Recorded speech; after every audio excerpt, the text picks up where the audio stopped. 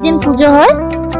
তো ঠাকুরের যেসব গয়নাগাটি সেগুলো মাটির তৈরি, আর সেই পাশে রাখা রয়েছে কিছুটা করে কালার কম রয়েছে। আর প্রায় 4 মাস ধরে এখানে পুজো চলে, নিত্য পুজো হয়, আধা রানে রয়েছে, তারই শাড়ির কাজ চলছে। খুবই নিখুঁত ভাবে দাদা কাজ করছেন। তো হ্যালো বন্ধুরা, ওয়েলকাম টু মাই চ্যানেল। সকলে কেমন আছো গরমের মধ্যে? আশা করি সকলে খুব ভালো আছো। আর আজকে আমি চলে এসেছি নতুন একটা ব্লগ নিয়ে। এই মুহূর্তে আমি আছি বাক্সারের শ্রী শ্রী নতুন নবনারী কুঞ্জ মন্দিরের সামনে। এর আগের ব্লগে তোমাদেরকে দেখিয়েছিলাম নবনারী ঠাকুর প্রস্তুতি কতটা হয়েছে। তো আজকে আবারও চলে এসেছি, আমাদের হাতে আর মাত্র 5 দিনই বাকি আছে পুজো।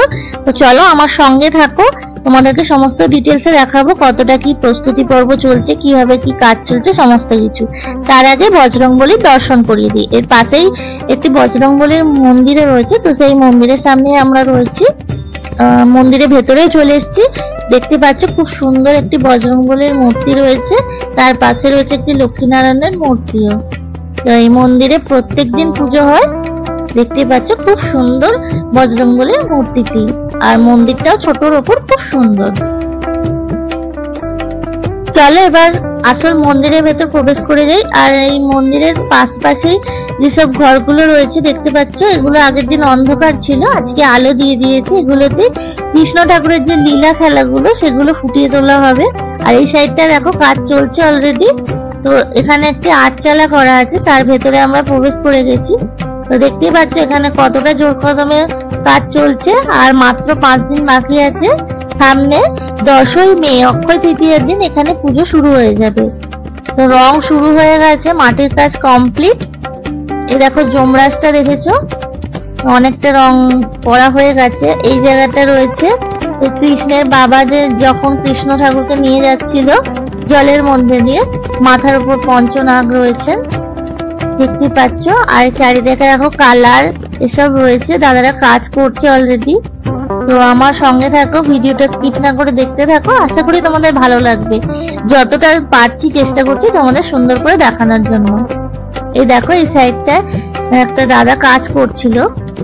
তো ঠাকুরের যেসব গয়নাগাটি সেগুলো মাটির তৈরি, আর সেগুলি এখন কালার চলছে। খুব সুন্দর লাগছে দুটো জগদ্ধাত্রী যেগুলো নবনারীর উপরে বসানো হবে। খুব সুন্দর লাগছে দেখতে। তো এখনো চুলটা পরানো হয়নি, চুলগুলো পরানো হয়ে গেলে আরো সুন্দর লাগবে। ওনাদের হাতের কাজ সত্যিই সুন্দর। তোমাদের কেমন লাগছে অবশ্যই আমাকে কমেন্ট বক্সে জানিও। আর চ্যানেলে যদি নতুন হয়ে থাকো তাহলে চ্যানেলটাকে অবশ্যই সাবস্ক্রাইব করে দাও। আর যদি ভিডিওটা ভালো লাগে তাহলে প্লিজ লাইক শেয়ার করে দিও। এই দেখো এই জায়গাটা দেখতে পাচ্ছ গরুর পাখিটা রয়েছে।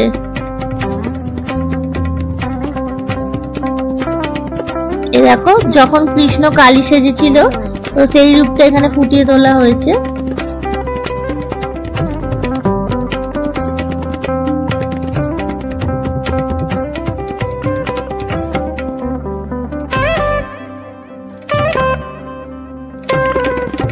একটু আগে তোমাদের যে বলছিলাম সাইডগুলো কৃষ্ণের যে লীলা খেলাগুলো ফুটিয়ে তোলা হবে, তো সেইগুলোই এখানে তৈরি করা হয়েছে।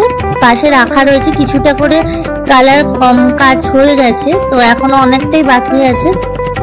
এই দেখো এই সাইডটা দেখো, এখানে যে নারায়ণটা হবে সেই নারায়ণের কালার চলছে। তো নারায়ণ যে পদ্মের উপর দাঁড়িয়ে আছে সেইটা এখন রং করছে দাদা। দেখতে পাচ্ছ নারায়ণের গায়ের রংটা শুধু হয়েছে, এখনো গয়নাগাটি জামা কাপড় কিছুই হয়নি। তো ওগুলো হবে। আর ভেতরেও জোর কদমে কাজ চলছে, দেখাবো। তার আগে বাইরে যেগুলো কাজ হচ্ছে সেগুলো তোমাদেরকে একটু দেখিয়ে দিই।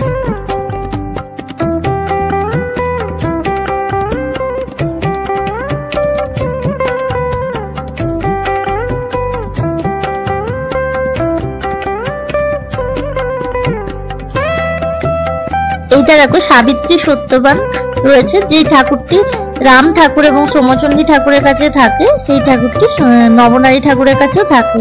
তো এত সুন্দর সাবিত্রীকে করা হয়েছে, খুব সুন্দর লাগছে। আর এই দেখো গ্রিল দেওয়া রয়েছে বলে মানে একটু দেখাতে অসুবিধা হচ্ছে, তো আমি চেষ্টা করছি যতটা পারছি তোমাদের দেখানো। আর ভেতরে বাঁশ দিয়ে মানে উঁচু করা হয়েছে, তার উপরে দাদারা উঠে উঠে কাজ করছেন। যখন খুলে দেওয়া হবে সম্পূর্ণ দেখতে আরো সুন্দর লাগবে। এই দেখো উপরে নবনারী ঠাকুরের যে রাধা কৃষ্ণ যে মেন তো সেটা বসানো হয়ে গেছে আর গায়ের রংটাও অনেকটা হয়ে গেছে। তো এখনো অনেকটা কাজ বাকি আছে মোটামুটি। তো ওনারা খুব তাড়াতাড়ি কাজ শেষ করবেন আশা করছি। দেখতে পাচ্ছ ভেতরে নিচের দিকে যে সখীগুলো রয়েছে, অষ্টসখী, সেগুলো এখন রঙের কাজ চলছে। প্রত্যেক বছরই অক্ষয় তৃতীয়ার দিন এই পুজোটা আরম্ভ হয়ে যায় আর প্রায় 4 মাস ধরে এখানে পুজো চলে, নিত্য পুজো হয়। আর শ্রাবণ মাসের শেষ রবিবার অর্থাৎ যেদিন রামরাজতলে রাম ঠাকুর বিসর্জন হয় সেই দিনই একসঙ্গেই নবনারী ঠাকুরও বিসর্জন করা হয়। আর 1292 বঙ্গাব্দে এই মন্দিরটি প্রতিষ্ঠিত করা হয়েছিল। তোমরা যদি এই মন্দিরে আসতে চাও তাহলে ট্রেনে করে সাঁতরাগাছি স্টেশনে নেমে টোটো করে চলে আসতে পারো, কিংবা বাসে করে এলে বেতর, বেলেপুল বা জানাগেট বাস স্ট্যান্ডে নেবে টোটো করে এই মন্দিরে চলে আসতে পারো। এই জায়গাটা যে সরস্বতী ঠাকুরগুলো রাখা রয়েছে পেছন সাইড থেকে তোমাদের দেখাচ্ছি, কারণ ভিতরে কাজ চলছে, আমি ভিতরে যেতে পারছি না। তো দেখতেই পেলে। তোমরা কারা কারা হাওড়া কিংবা বাক্সারা থেকে দেখছো অবশ্যই আমাকে কমেন্ট বক্সে জানিও কমেন্ট করে। আর এই জায়গাটা দেখো একটা মহাদেব রয়েছে, তো মহাদেব একটা সাইডে রয়েছে আর একটা সাইডে নারায়ণও রয়েছে, দেখতে অপূর্ব সুন্দর লাগছে। এই সাইডটা দেখো কালিয়া নাগের উপরে কৃষ্ণ দাঁড়িয়ে আছে, মানে কৃষ্ণ ঠাকুরের যে ছোটবেলাকার ঘটনাগুলো সেইগুলোই ফুটিয়ে তোলা হবে। তো দাদারা কাজ করছেন, এখনো অনেকটা কাজ বাকি আছে। তো আশা করা যায় এই কদিনের মধ্যে ওনারা শেষ করে ফেলবেন।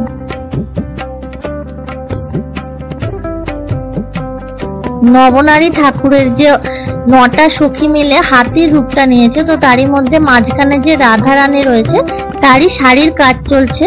খুবই নিখুঁত ভাবে দাদা কাজ করছেন, তো সেটা আমি তোমাদের সঙ্গে একটু শেয়ার করলাম। আমার তো দেখতে খুব সুন্দর লাগছে, তোমাদের কতটা ভালো লাগছে অবশ্যই আমাকে কমেন্ট বক্সে জানিও।